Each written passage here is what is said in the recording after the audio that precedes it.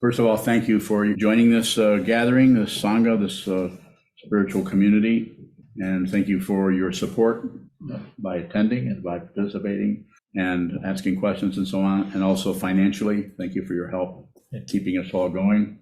And please continue to help us if you can. The title is Why Meditate? I think I've probably given this talk a few times, so I didn't know what number, why meditate number 3 or something like that. So the idea here is I'm not trying to convert you to Buddhism. I have no interest in that. But if you have an interest, then I can help you become a practitioner of Buddha's Dharma or study the Buddha's Dharma. But you can also just meditate. Just meditate. Meditate, because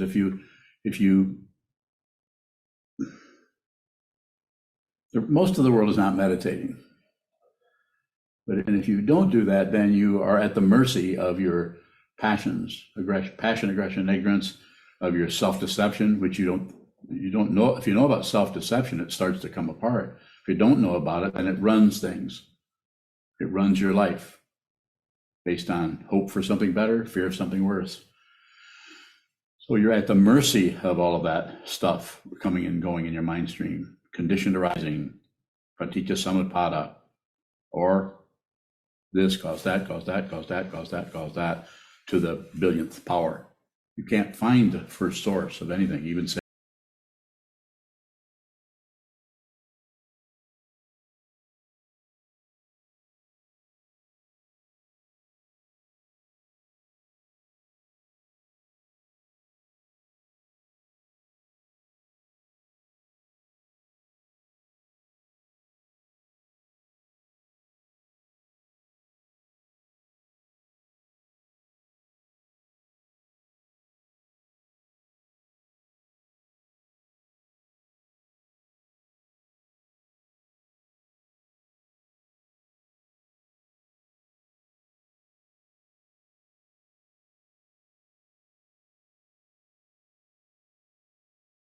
around the rest of the time you have in a human form, which is not your only form, and just be dragged around by the fear of that and the hope for that. Second noble truth that the Buddha taught was desire, or wanting something else, or grasping, or rejecting, or trying to control things. And that causes the first noble truth, which is dissatisfaction, to put it simply. Whatever shows up, we want something else. I didn't want it quite that way. I wanted this, wanted that, wanted this, wanted that. We see this everywhere. We see it in children who are a little bit more reasonable about it usually, and then we see it in full-grown adults who are very intelligent, who will defend. They're so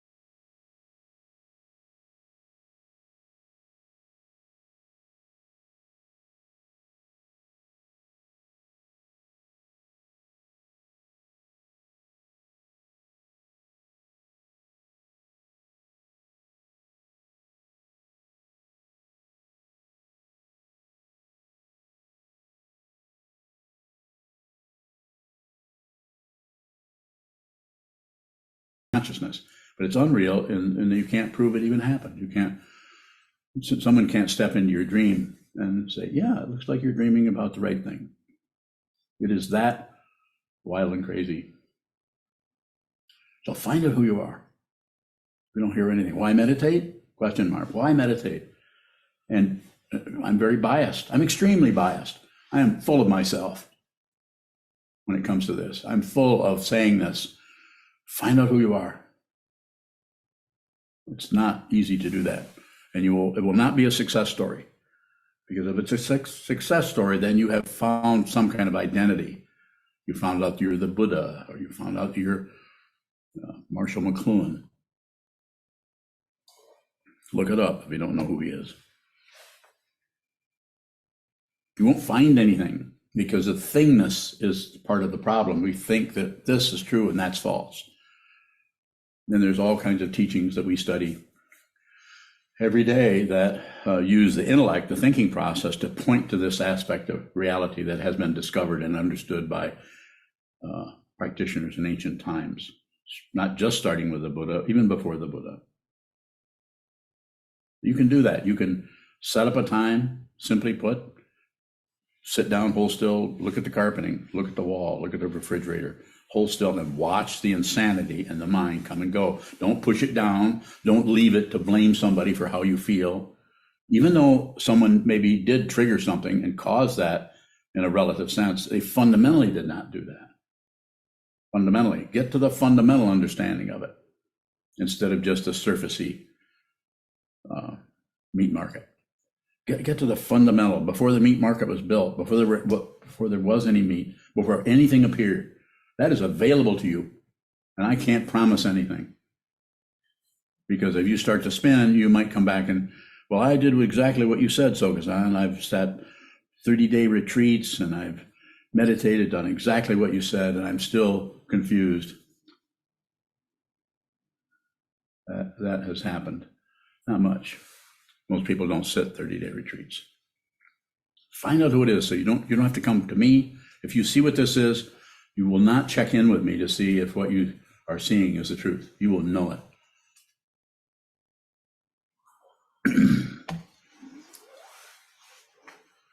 But you will not necessarily have a conclusion. It's like there is no conclusion, because if this is over here and that's over there, then you can conclude things.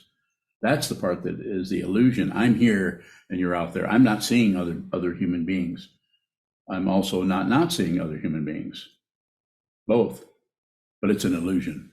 So therefore, I'm not bothered by what I see, nor am I magnetized by what I see, nor am I frightened by what comes after me. Does that mean that fear wouldn't arise, or discomfort, or anxiety? No, you're not going to achieve some kind of samadhi that is free of any kind of difficulty. Suffering does not go away. I don't care what the third noble truth seems to imply. Why meditate? There's the image that I've used here recently was the movie The Matrix, which has a quality of being similar to the Buddhist teaching in a way. If you've watched that, Neo has a choice of either taking the red pill or the blue pill, and the blue pill allows him to go back into his oblivion of self-centeredness, where he doesn't realize that that it's an illusion, or he could take the red pill and actually see what this is. It's not exactly the same thing that's being taught here by Shikantaza, but it's very similar. You get to actually see what this is. If you see what this is, you won't need proof. If you need proof, right back to relative right and wrong, up and down. The world that most of us are dealing with, right up to and including having an attorney. The world is structured in terms of right and wrong, correct laws, people who obey laws, people who don't obey them. And do we need that? Yes, we need all of that. Those are all very important. It's when you believe in something and you object to something else with no inspection, you just use the standard to go by. In other words, you just believe that, so therefore you never have to look at it again. This is a form of self-deception.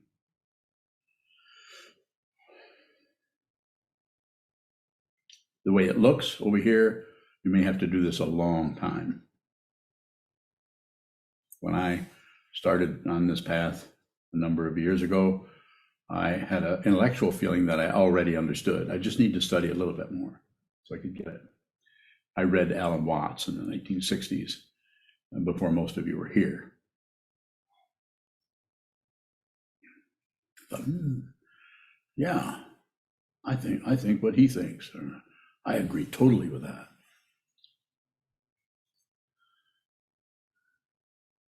It's better than that, and it's worse than that. It's worse because there isn't anybody left to agree with anything. It's not an agreement. If you have an agreement, then you have a disagreement, duality. And it's better than that in that you're liberated from everything. And what does that feel like? It doesn't have a particular feeling. You can also just continue to do what you're doing. It's not wrong. It's right and wrong is extra. It's not wrong. It's just being, shall I say it this way, kind of a slave to your thought patterns, your emotions, your feelings. If you think something arises in your mind that shouldn't be there, it's the very nature of confusion, is to object to anything. Don't object to anything. Don't agree with anything. Everything is appropriate, someone said to me this morning. Wasn't that what we heard? Completely appropriate. Yeah, it was extra. Everything's completely appropriate. I'm not going to tell you who that was. That is the truth. That doesn't mean you're going to feel good about it. It doesn't mean you're going to think everything's completely appropriate. I've got it made. Finally, everything's completely appropriate. I've been torturing myself all this time. No, suffering, pain, and pleasure, all of this, you're in this world, you're in a human form, temporarily. And it's coming to an end. Next week, tomorrow, 50 years from now. Way of talking about it. But there isn't anything to correct. That's another way of talking about what the Zohar.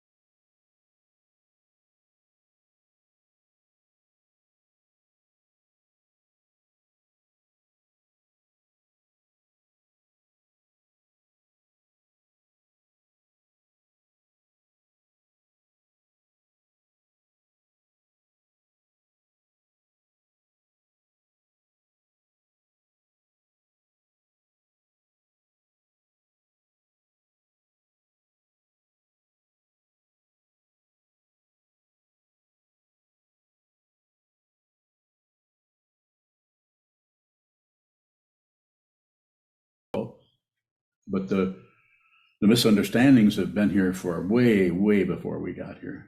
And we're on our way out. As soon as you get in, you're always on your way out, sooner or later. Where's that tattoo at? There it is. Sooner or later? Yeah. Eric, who was about to receive another name. What should I call you? Sooner or later?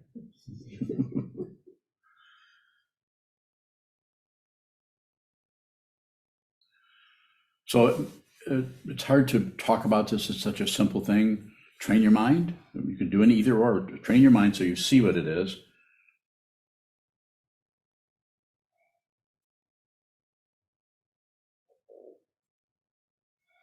or continue to move around and operate in such a way that you reestablish, reinforce the person that you think you are. A person that has a really good sense of humor. People really admire me.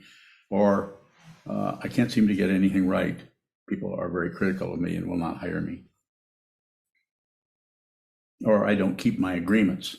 But I have a reason why I don't keep my agreements, because of that and that and this, and then what she said and what they did, and look what they said over here. I tried to do that, look what they did.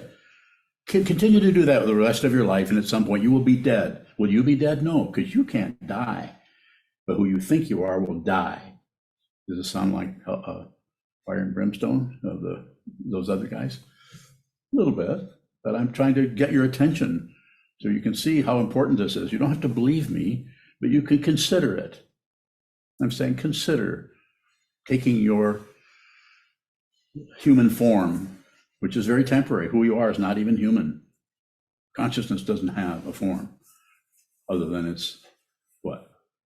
Itself, just consciousness only. That's possible. It's possible. It's already the case. It's just that we cover up. Judgments, ideas, finger pointing, analysis, logic. That's a good one. Be real logical. You can be more logical than anybody. Or you can just, do what Jimi Hendrix did. Make a lot of music. Not a bad idea. But it's still circular. The only thing you might do there is spread it around some good sounds. But without the mind training, it's going to go right back down into the repair shop and turn around this way and that way, and that may spring up as another embryo. And maybe you'll be allowed to live, maybe you won't. Maybe you'll be aborted. Right and wrong is extra, so don't go there with it. Don't necessarily go to judging this person or that person. Everyone is doing the best job they can to be happy. So we might have to look at a lot of unhappiness to see that it is uncaused. If you think it is caused, you'll fight. You'll join the rest of the world that is doing what? Take a look around, fighting. World leaders actually fighting and justifying it with a bunch of bologna sandwiches. It's quite sickening. On the other hand, if you have an idea of who you are, you'll see that they're just doing the best they can with what they understand. They are part of the landslide. They're an actual part of that overwhelming force of gravity. You could say the gravity of reality, the gravity of pratitya samutpada, dependent origination. There is no singularity anywhere. There are no single beings. There's no single occurrence. Time, space, past and future, illusion. You get a good dose of that in a dream. You realize that you're operating in a different time frame there. And what do? You think that's true? I'd really like to have some really good pointed questions in this area. Put me on the spot. I just talked for 20 minutes. I've said a lot of things. I'm pretty strong when I talk. I'm getting so strong that people start to get upset and run away. And that's one way to get rid of so many students. Didn't I tell you that recently? Am I trying to do that? No, I wouldn't hurt anyone. But sometimes what I say is going to hurt. If you're ready to hear this, make it a teaching. Make whatever I say or whatever I do a teaching. I'm not going to punch you, I don't think. I'm not going to make life worse for you. If I come at you with some kind of intensity, please. If you've asked me to function as your teacher, don't turn it right around. Keep your agreements. Don't fire me. Keep your agreements. What else do you have to do? You don't even know how you were born. You don't know how you got here. I mean, you say, well, mom and dad, well, how did they get here? And how did their mother and father get here? You cannot do this again, even if you would want to. You have no say-so here. You have no control. What does have control? Find out. I can tell you what has control. Want to hear it? Do this. I don't know. I have no idea. Is there such a thing as control? There's only control if there's the assumption that there's this and that. But if you see nothing as separate, there's no control. You're liberated, finally, after all these eons of fighting with everything. welcome home. Questions? Susan Bowling. Go ahead, Susan.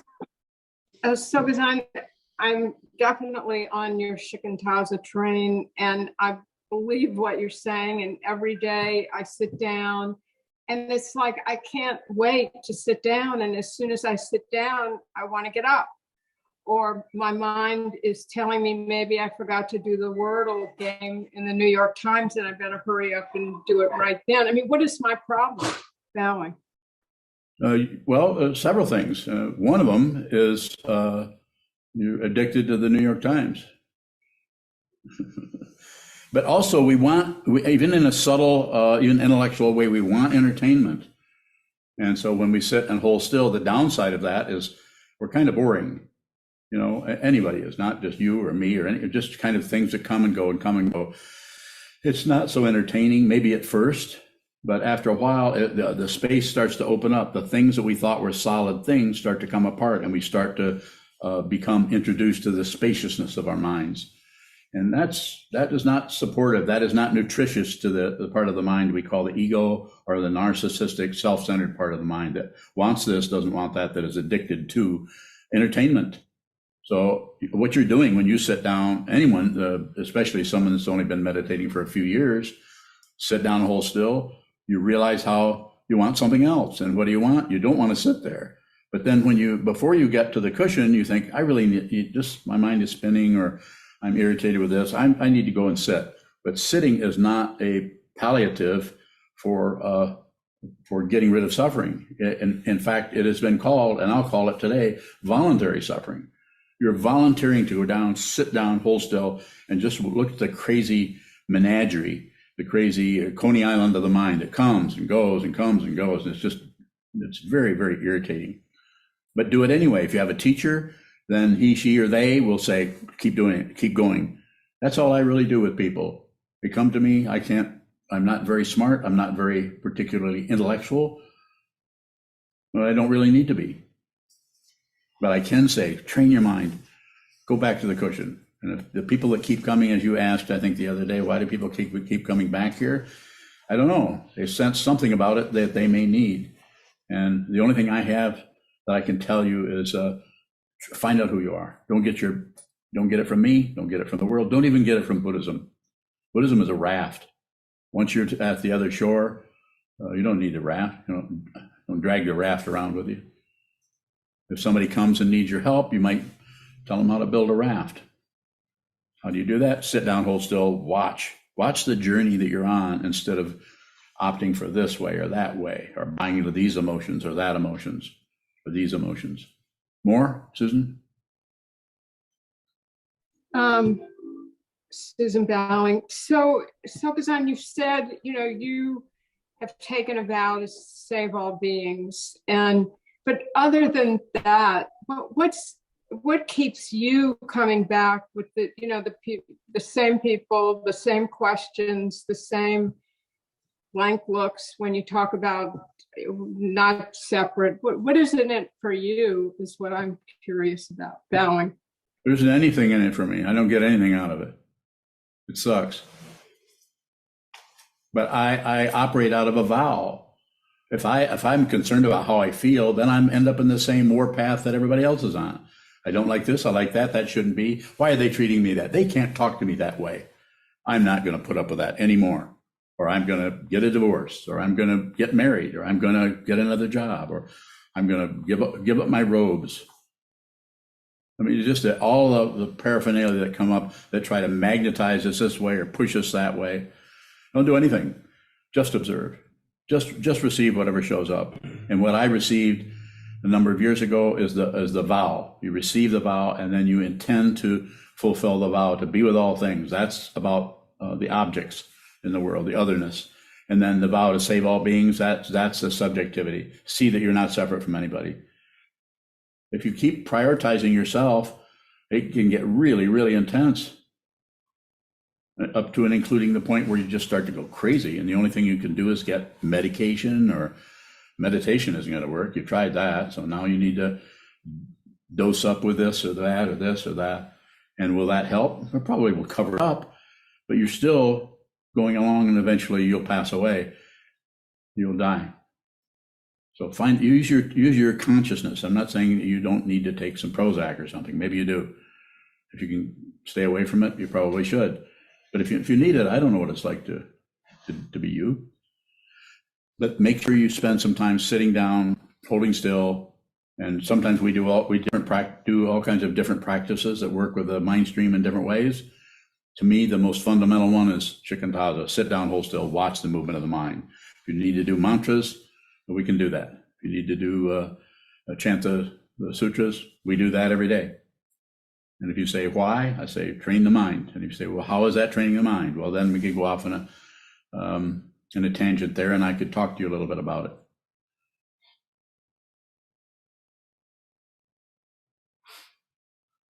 Go ahead, Bjorn. Bjorn, knowing a little before you asked for questions, you said, make what I'm saying a teaching. And I'm wondering what you mean by that. Are you a student of mine? Yes. Well, then anything I say is a teaching. It might be a teaching like some people run into. When you get my age, you're not quite so clear on what just happened. It's called, is that dementia precox or something like that? I got that right? No psychologists in here. Is it dementia? Is it? You think I have dementia? I haven't looked into it. Well, it doesn't matter whether I have dementia or not. The point I'm trying to make is if I'm the teacher, then everything is a teaching. It doesn't mean that what I said wasn't due to my bad memory 10 minutes ago. That doesn't make me a bad teacher. It might make you a bad student. You're going to go to good and bad, which I'm happy to go there. No, make it you can be considerate of this person. Be considerate of your fellow Sangha. Be considerate. People are doing the best they can. I'm doing the best I can with what I have left of this lifetime. But instead, people want to judge. And if they can catch me saying two different things, different directions, or my memory doesn't work, sometimes it's been pointed out to me, and it's actually I pointed out to myself because I see it occasionally, because I'll be looking at someone and I get so wound up and say, Mozuku, ask me a question, and then I start reflecting on it, I start responding to the question. But then because I'm not doing this by choice, then I cannot help but look at everyone. So I don't stay focused on anything. And so then I kind of space out and forget who asked me the question. I'm still on the question, but the personhood is gone. And part of the reason, if you want a justification, it's not really, is I don't see different people. So I'm not as locked on your personality as you think I might be, or that you are. You think you're so important, that your emotions and your feelings are so important. I just see myself everywhere, and I'm crazy. And I can't awaken without you.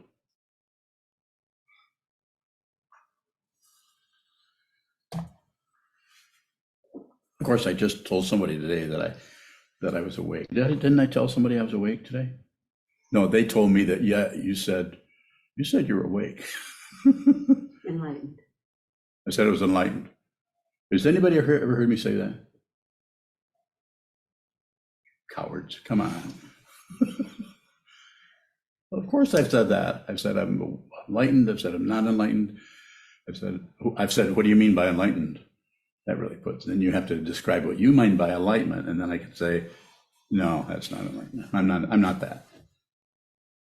You have another question? Bjorn bowing, how do you receive accusation? Me? Yeah. Well, people are kind of tentative about accusing me of anything, but so they have to kind of come around and, channel it through somebody else. I understood that you said that what you said before was not exactly what, that kind of thing. What do I do with those? They hurt my feelings. Hurts my feelings.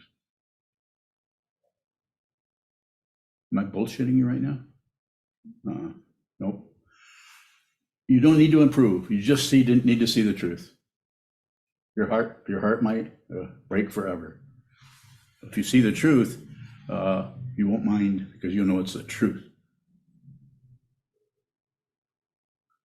You don't have to leave that heartbreak to find out what it is. Oh, that must be compassion. Maybe I'm compassionate. No, you just abandoned the truth when you gave it a name. Does this mean you can't name anything? No, you should name everything. Just don't believe it. Rumi's a good example of that. He's naming. How many people here have actually gotten, what kind of name is it? Warrior name? No. Huh? Wrestler names. Rumi isn't even 5 yet, and he's already naming wrestlers. Did you get a wrestler name? What's yours? Star Blaster. Star Blaster. And when you got one today, what was it? Storm. Storm. What did I get? No, I didn't get one. Didn't I? No, I did. What was it? Lightning. Lightning. That's me. Lightning. Geez, I'm bowing. I had Yes, a sir. question about something you said. Yes. When you're emphasizing that everything the teacher says has to be received as a teaching, Yes. is that synonymous with just going along with whatever the teacher does and says? No. You should challenge the teacher. This is why, and this has been a teaching. When a teacher is doing something that you think is incorrect, I've been accused years ago of having some dementia, and I would say, instead of coming to me with it and presenting that, so that I could say, well, maybe I do. How am I doing? Just like you've pointed some things out to me. You have people that are really close to me are helping me with my memory situation, which is not so great these days. But instead of doing that, this person went and started chattering with other people about it rather than coming to bring it to me. So no, don't saying it's a teaching. It doesn't mean the teacher is somehow deliberately doing some kind of weird thing that will. No, this is a misunderstanding. This is not relative teaching. It isn't someone who doesn't know how to add and subtract needs to be taught that. That's the mundane path. The ultimate path is without a teacher, without a student, without correct, without incorrect. It transcends this. It's worse than you thought, and it's better than you thought. If you meet a teacher and you're having emotion, if it's a true teacher, that teacher is not separate from you. That teacher is experiencing the same conflict that you are. You can't escape something that is not a prison. You can only escape a prison. If it's not a prison, maybe you're free already. Free yourself by looking at the walls of the mind. More. Don't hold back. Jason, go ahead. Geez, I'm bowing. So what is our practice when the fundamental situation is we receive our reactions and our preferences and positionality, and yet at the same time, whether it's you or something else engaging us, that may need to be addressed. Yeah. How can we receive and produce at the same time in those situations? Bowing. That's the only way you can do it. If there's any kind of thought going in there about trying to do it right or do it diplomatically or any of that, you've lost it. Then you're judging the teacher, or else you're holding back because you don't want to do that, because what if this really is a teaching and you're somehow wrong? So it's getting caught in the polarity, getting caught in the rightness and the wrongness of it, of the thinking that this person up here is just functioning as everyone else. I don't know how else to say it. If I can say it more clearly, it probably will, because I'm responding to one of your questions about it, not because I can generate some kind of wisdom out of thin air. More about that if you have it. That's a very good area. I'm delighted that you're asking about that. Geez, I'm bowing. Sometimes it's not clear because it feels like the teacher's unquestionable. So how do we ask questions that challenge something the teacher says or does in a way that's intelligent and considerate of receiving what is being pointed at? Bowing. I think it's about the sincerity of your connection with the Dharma, with the teachings, especially somebody that's been practicing a long time, as you have, living in a monastery. But anybody else, really, just about just being sincere, not so much about kind of trying to correct somebody who's wrong. So I don't feel like I'm getting close to what you're actually wanting to know. Can you refine it a little bit more? Chizan Bowing, I'm wondering about what is the student's intelligence? What is our own intelligence in the dynamic of being a student, Bowing? Different with each person. Everybody I meet in here face to face or on Zoom, maybe people I've never met face to face. I meet you insofar as I can as a teacher where you're at. I don't meet you with the credential of being a teacher. I meet you in the crap that you're dealing with. I've been doing this with you since we met. I've been doing it with everybody who will allow me or give me the right to do that or give me permission somehow. But some people say they're giving me permission, but that's very graduated. They're very slowly letting down their guard, you could say. More about it, please. If you have more, let's help me go further into that. Maybe I can say something more helpful around that, because it can be a dilemma. What is choicelessness? You often talk about choicelessness for yourself, but how is that any different from the choicelessness of the causes and conditions that manifest through any one of us? It is the same. It is the same. It's the same. It's the same thing. It just looks different. It's the same. Keep coming. You could say, then why is our choicelessness presented to us as confusion as opposed to the choicelessness that you present with confidence, Bowing? Maybe this isn't confidence. Maybe it's just bullheadedness. I've decided it's too hard to be wrong all the time. I'm just going to be right all the time. Why not? Just if right and wrong, if it's all non-dual, who cares? I'll just be whatever I want to be. I'll just make people believe that my ego is somehow the Buddha, because after all, nothing is separate. So, but what I'm saying, what happens, not that you're caught in that, but what frequently happens is people get some kind of security or safety out of being right. And when they see something arise that they can look at and leave what's arising for what they think about it, with the feeling that they're actually thinking about what is arising, this is the very nature of confusion. And believing in dependent origination, that this dream that we're all in is real, and it is unreal.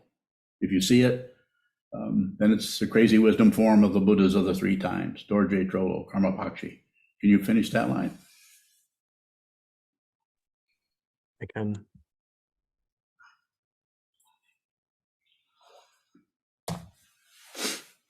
Why am I weeping? Here's a good why question. What is that about?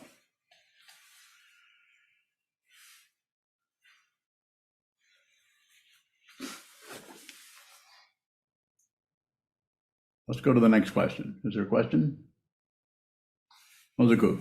Mozuku Bowing, earlier you said that you can't awaken without us. And of course not.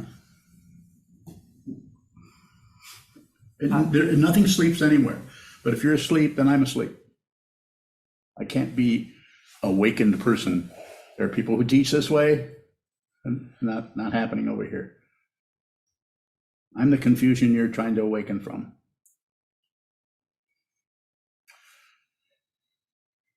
You're wearing a rakusu and you're sewing a robe. That's what this vow is. Be with all things, no matter how great it feels, no matter how terrible it feels. Be with all things. Save all beings. Put everybody before yourself. Especially the ones that are real easygoing. They're a lot easier. Did you want something? Go ahead. How can you point out the truth if you're right in our confusion with us? Because you are the truth. You're in it. I can't do this without you. If there's no one here, then there's no one here. But if individual beings start manifesting here as you think you have this thought and this feeling and this, and you think you're this, and you think you're going to do this later, and tomorrow you'll do that, and yesterday you did that, that's an illusion. And it's all right to have those memories, but if you think they're real and they somehow validate or justify that you're some person going through time and space as an individual human being that can have some success or have some failure, that's the very nature of confusion. And so if there's a teacher, a true teacher who teaches out of what he or she or they see, then they're always here. There is no time and space for them anymore. Never was, but it might have taken them most of their life to see it, to function as a teacher. More? I've already cashed out. You guys are still waiting in the line somewhere. I'm gone. Yes? Was it divine? It's said that when the Buddha awoke, all beings awoke with Yes. him. So But then he went back to sleep with each student he had. that's what I meant. Yeah, a 13-year-old whose mother and father sent, go study with the Buddha, go study with the Buddha. I don't want to study with the Buddha. No, you're going to stay there a year, and then if you get all kinds of stories must have come up like that in ancient times. More? Trouble getting my question. Thank you. Further questions on Zoom? Chezan, did you have any more? Cheers, I'm bowing. I'll let someone else have a chance. Bowing. Okay. Susan? Susan Bowing. So Sokuzan, how can we be more receptive to what you're trying to teach us? Bowing. Face the wall. Just listen to one thing I'm saying. Just the one teaching I have is train your mind. And then if you listen to a little bit more, I'll say, how do you do that? You go and see how untrained your mind is. And the way you do that is simplify everything, hold very still without being rigid. All the senses are open and on receive, and then watch. And the 108 Meditations, the book that I have out there somewhere, it gives you 108 instructions of how to just do a very simple awareness practice. Just watch what comes and goes and watch what comes and goes until you see what this actually is instead of what you think it is. We are all trapped by what we think things are. If there's a person here that sees the truth, probably won't stay here long. You won't keep coming back. I mean, you might go and possibly start having students, maybe, or maybe not. Maybe you'll just work in a creamery and steal a couple of gallons of cream every night. For your dog, of course, you wouldn't steal for yourself.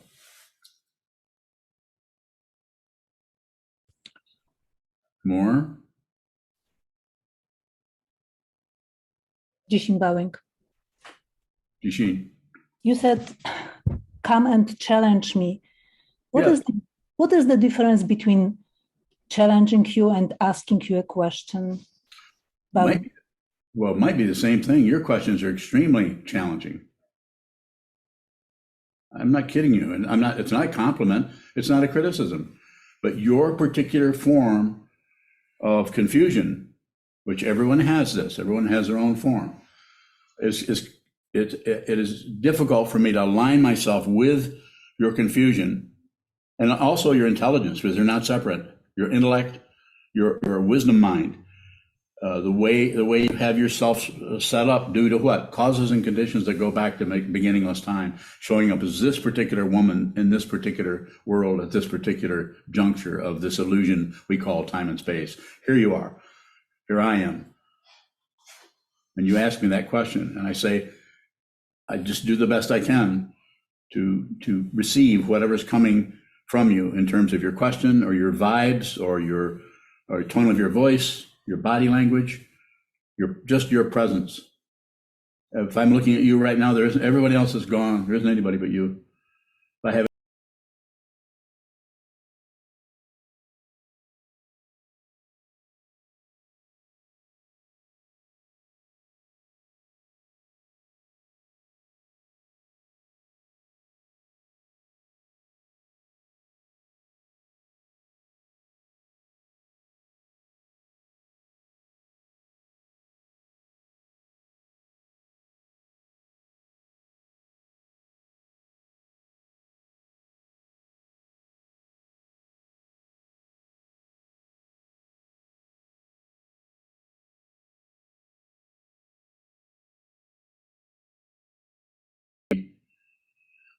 terrifying, and it could be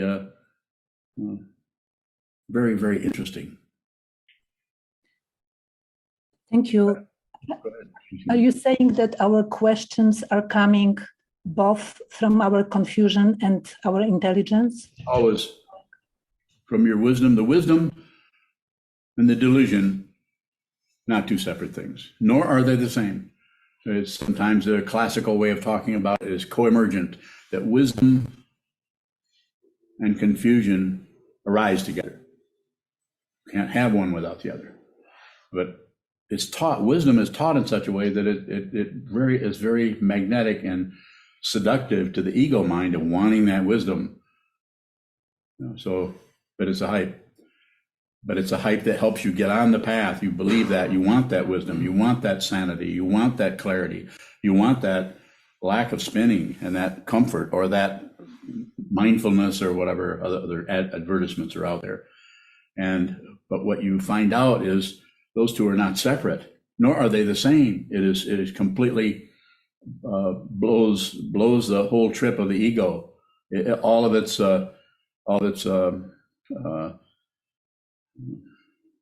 what do they call those things that go into your arm that gives you transfusion or huh? Yeah, all the IVs that come from relative truth into the ego to keep ego going, they come apart. There is no sustenance for the ego because it needs a plus and a minus to continue. It's like a light bulb and a battery. It needs some kind of polarity to keep going. If it doesn't have, if you find that the polarity they're not separate, everything is gone. The relative world, even though you're still in it, you're still a body-mind complex sitting here on a cushion all over the place, or in a chair, or on the divan, or on the, what is that other thing called? Couch. It's unreal. If you see it, then you can actually enjoy that unreality, kind of like watching a movie. Stay in the front row. Don't get on stage. And if you get on stage, then go back to the front row. And if you get on stage again, go back to the front row again. Do it slowly and gently and respectfully. Respect the confusion. If you try to wrestle with your confusion and cover it up, whether with activities or medications or shots or whatever, not that they can't help you somewhat, maybe help you cover things up so you can live the rest of your life just being drugged up. You don't have to look at the confusion. But everything is going to need to be faced at some point. Yes, sir. How can we see through the self if there's still relative polarity? Just look at the relative polarity and don't pick and choose. Sit down, hold still. You see the negative feelings come up, just observe them, just receive them. Whatever comes up in your mind stream, or Bobby's mind stream, or Sokuzan's mind stream, Andy's mind stream, it's just stuff. It's just things, objects arising in the continuity we call awareness, or we call consciousness.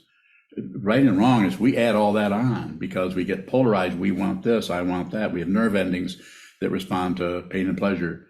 We want this, we don't want that.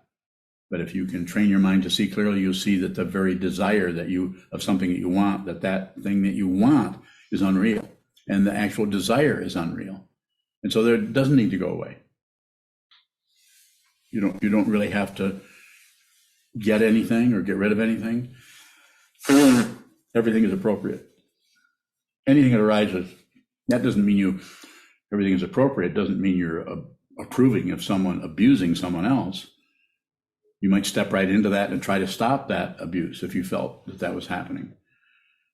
But you wouldn't see it as somebody who's wrong or somebody who's, you wouldn't go too much further with it than that. It would just be very simple and direct. More? Junchu Bowing, when you say respect your confusion or respect others' confusion, what do you mean by respect?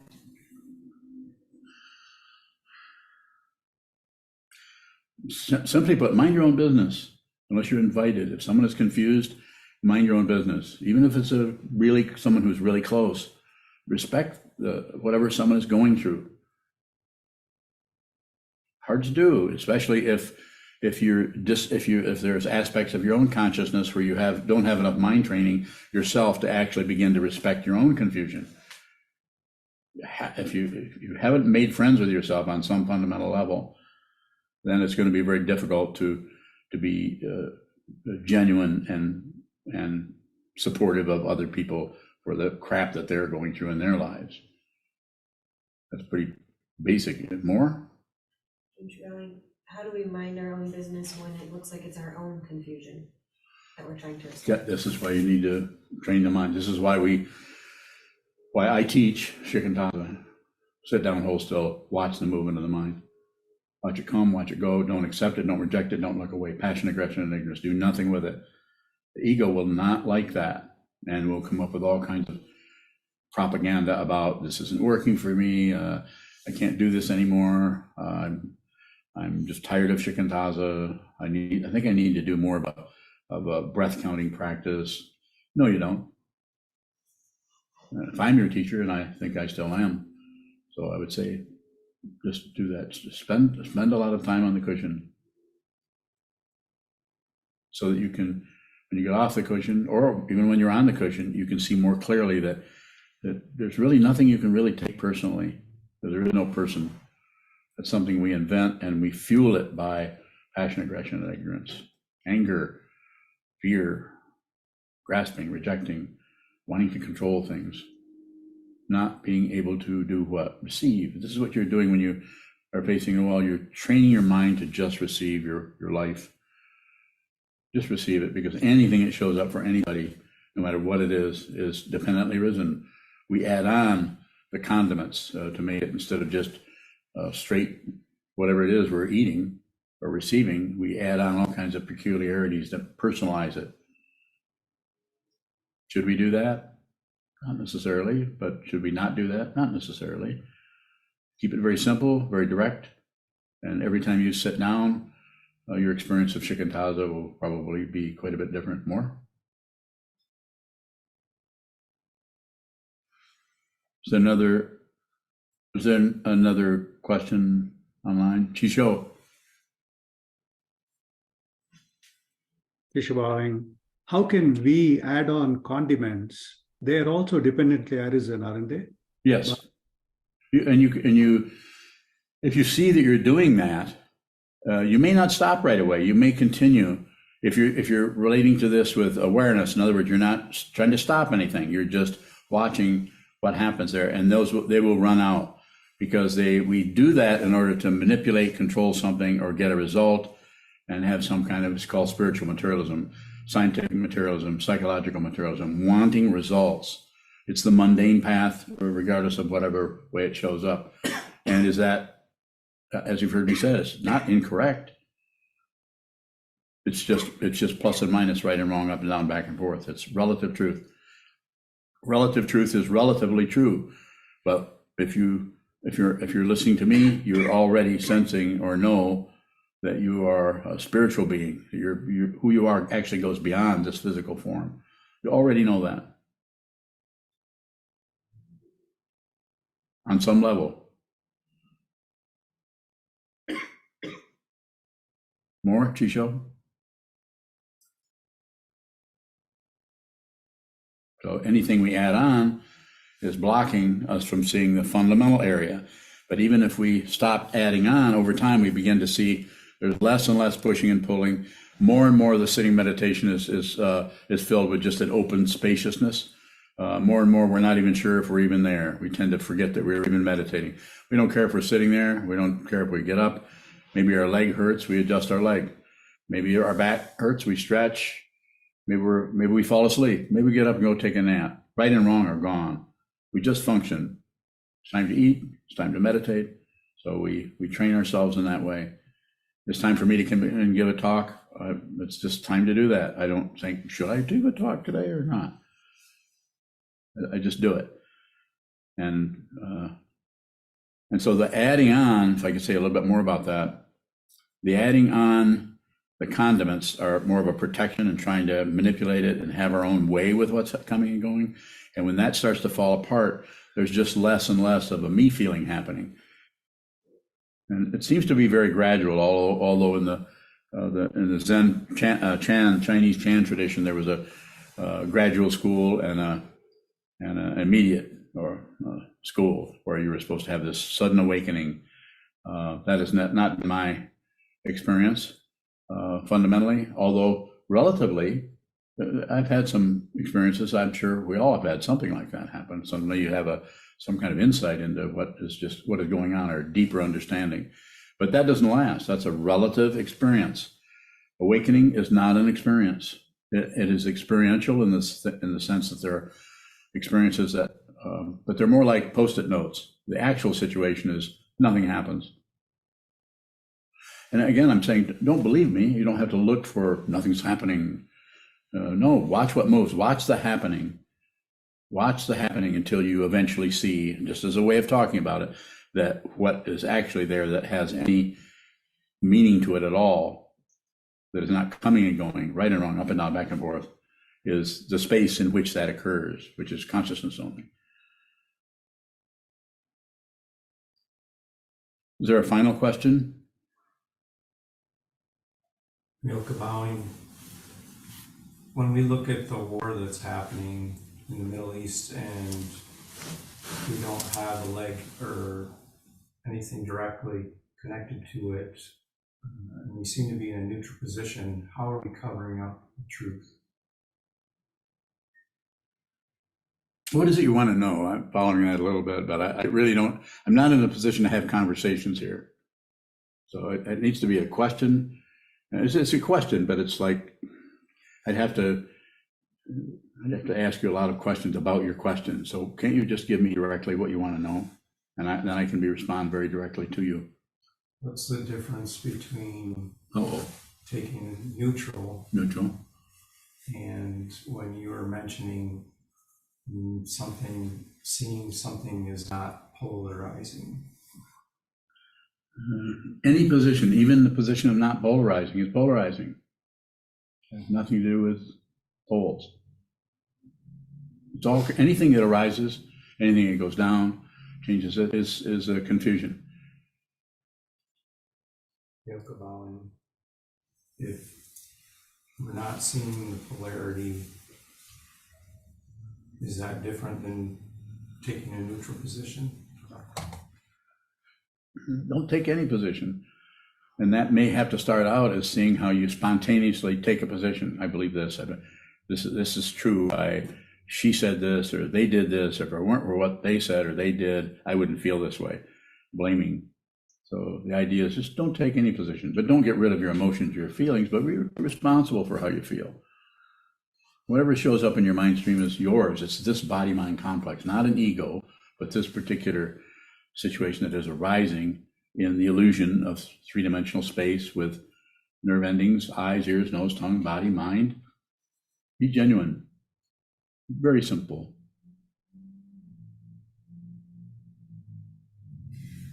Senshi bowing, I have a question about Dharma gates. Is the vow to enter a Dharma gate more important than the actual experience of entering a Yes. Dharma gate? Most important thing is the vow to enter it, the vow to intend, because how that Dharma gate shows up, if you think you're entering it, then you might be just fiddling with the hinges. And that might be some kind of credential for you. You can paint the Dharma gate. You can change the way it's shaped. You can remove that Dharma gate and put it in another shape. Just intend to see it. If you do that, then you will not get a credential out of it. Because then the Dharma gate becomes or shows up as what it is, not what you think it is. Not your analysis, what your therapist told you. Do you have a therapist? No, wait, you are a therapist. Do therapists have therapists? How many therapists have therapists? Just take a rough guess. Million? Many. Many. That starts with an M. Is there many millions? How many therapists do you know personally?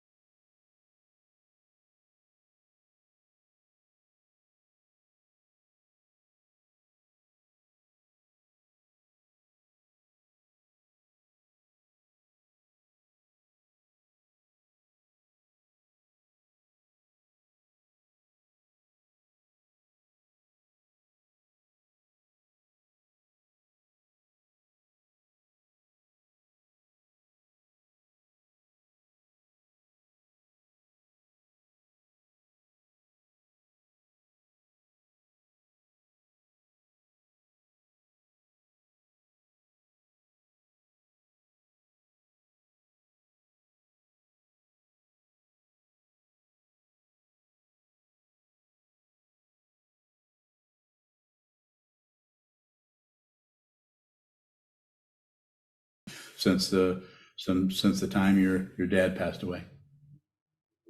All of that. Just look at it. Don't agree, don't disagree, don't ignore it. That's the intention with the idea of it being a gate. It may show up as a gate, it may not, it may just be darkness. Do it anyway. More? Okay, I think we should close. Hi, I'm Senshu, one of Sokuzan's monks. Sokuzan offers his wisdom tirelessly with complete love and devotion. If you value these teachings, Sokuzan, the mandala of SokukoJi, please consider donating at sokukoji.org. Thank you.